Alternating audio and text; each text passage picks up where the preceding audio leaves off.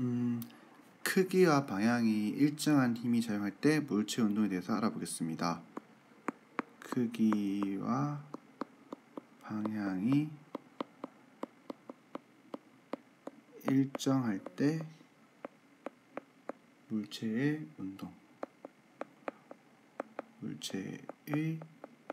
운동에 대해서 알아보겠습니다. 이 크기와 방향이 일정한 운동은 정말 좋은 예가 있습니다. 바로 공을 낙하시키는 겁니다. 공을 아래로 떨어뜨리면 공은 아래로 움직이겠죠. 이게 운동 방향입니다. 운동 방향. 근데 공에는 어떤 힘이 작용하나요? 그쵸? 지구가 이 공을 잡아당기고 있는 중력이 작용하겠죠. 즉, 이런 상황에서 보면 힘이 운동 방향과 방향이 같습니다. 즉, 그리고 중력은 크기도 항상 일정한 힘이죠. 그러니까 크기와 방향이 일정한 힘이 됩니다.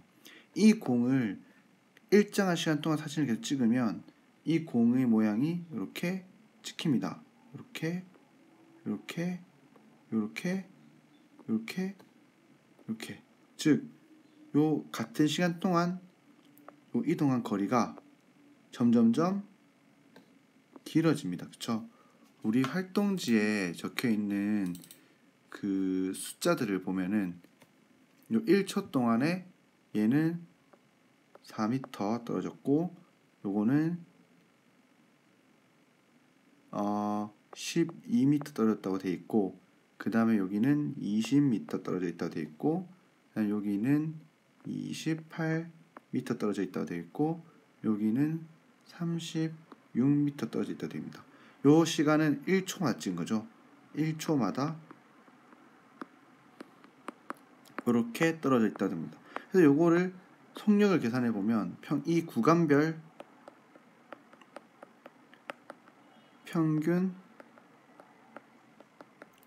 속력을 구해보면 시간분의 이동 거리이기 때문에 1초분에 4m, 12m 이렇게 되니까 각 구간별 속력이 4m/s, 요거는 12m/s, 요거는 20m/s, 얘는 28m/s, 요거는 36m/s 됩니다. 즉 이렇게 크기와 방향이 여기 보면 이 속력 변화의 차이는 항상 8m/s, 이것도 8m/s, 이것도 8m/s, 이것도 8m/s로 속력의 변화가 항상 같다라는 걸 알 수 있습니다.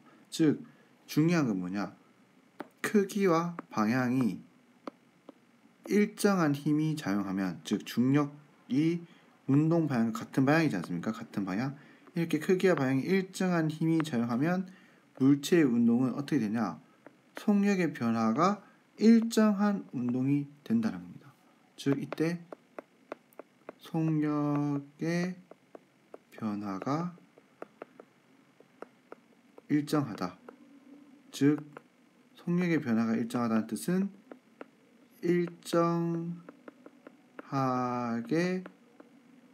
속력이 일정하게 증가하는 운동을 한다는 겁니다.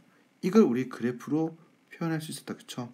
그래프로 표현하게 되면 세로축의 의미가 속력, 단위는 m/s일 수 있고, 가로축의 의미는 시간입니다.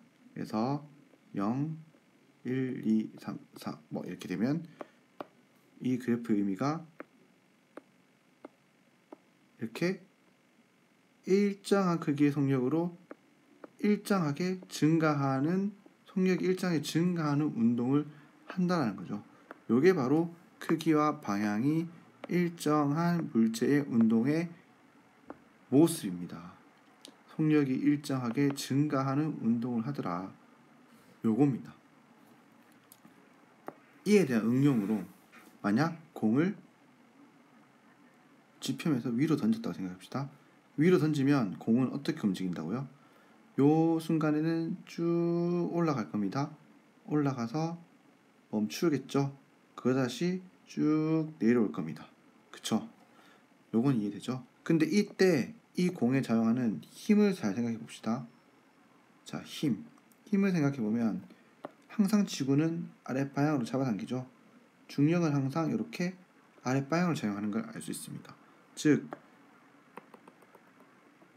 올라가는 동안에는 힘의 방향이랑 운동 방향이 어때요? 그쵸? 힘의 방향과 운동 방향은 반대고 여기는 내려올 방향과 같은 방향입니다. 이렇게 반대 방향으로 작용하는데 운동 방향이랑 힘의 방향이 반대 방향인데 비스듬하지 않으면 이 반대로 이루어질 때는 속력이 어떻게 될까요? 일정하게 변합니다.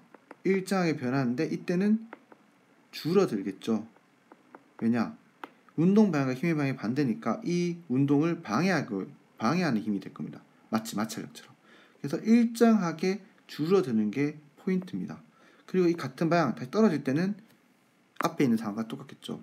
같은 방향으로 힘이 작용하기 때문에 속력이 일정하게 증가하게 될 것입니다. 이를 우리 시간 속력 그래프로 표현하게 되면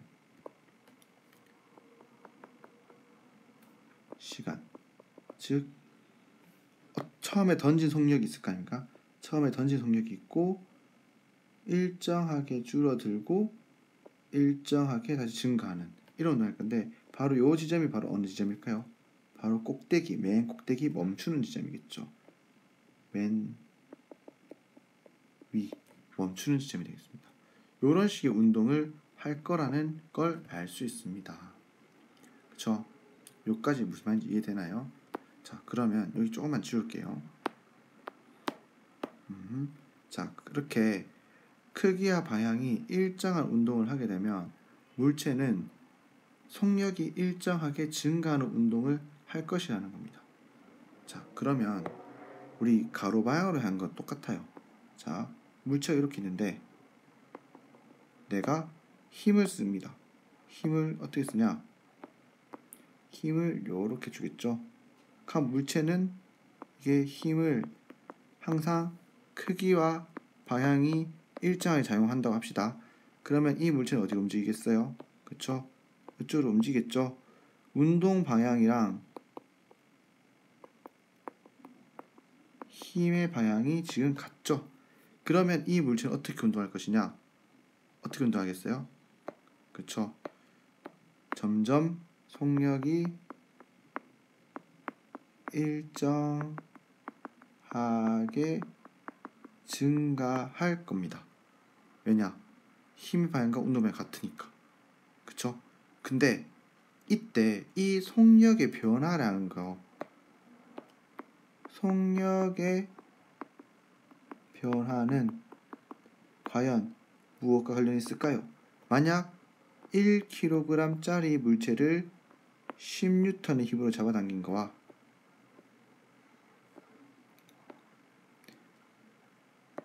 100kg짜리 물체를 이렇게 10N을 잡아당긴 거랑 누가 더 빠르게 움직일까요? 그쵸? 바로 얘겠죠? 질량이 1kg짜리가 속력이 더 빠르겠죠? 즉 속력의 변화라고 하는 거는 질량과는 반비례할 값이 될 겁니다. 이게 무슨 말이냐? 만약 질량이 커지면 이 속력의 변화는 작아진다는 뜻이겠죠. 반대로 질량이 작아지면 속력의 변화는 커진다는 뜻이 됩니다. 그와 반대로 만약에 이런 경우도 있겠죠. 100kg짜리 물체를 100kg짜리 물체를 이번에는 10N의 힘이 아니라 이런 힘을 잡아당겼다. 엄청나게 큰 힘을 잡아당겼다 생각해 봅시다. 그럼 이 둘 중에 누가 빠르겠어요? 물론 얘가 더 빠르겠죠. 당연히. 그러니까 이 R자 힘, 요 작용하는 힘의 크기에 대해서도 속력의 변화는 관련이 있다는 겁니다. 즉 힘의 크기, 작용하는 힘, 즉 R자 힘의 크기에 따라서 속력의 변화는 비례할 것입니다. 즉 이 같은 경우는 만약 내가 힘을 크게 해주면 속력의 변화는 클 것이고 힘을 작게 해준다는 뜻은 속력의 변화가 작다는 뜻이 되겠습니다. 즉 정리해보면 크기와 방향이 일정한 힘을 물체에 작용시키게 되면 이 물체는 어떤 운동을 하게 된다? 속력의 변화가 일정한 운동을 하게 된다는 뜻입니다. 근데 이 힘의 방향이 같은 방향이면 속력이 일정하게 증가하는 운동이 될 것이고 반대 방향이면 속력이 일정하게 줄어드는 운동을 하게 될 것이라는 겁니다. 그리고 이 힘이라고 하는 게 속력 변화라고 하는 게 힘과 질량의 값에 영향을 받는다는 거죠. 즉 질량이 크면 속력 변화는 작고 힘이 크면 속력 변화는 크고 이런 관계를 우리는 알 수 있습니다.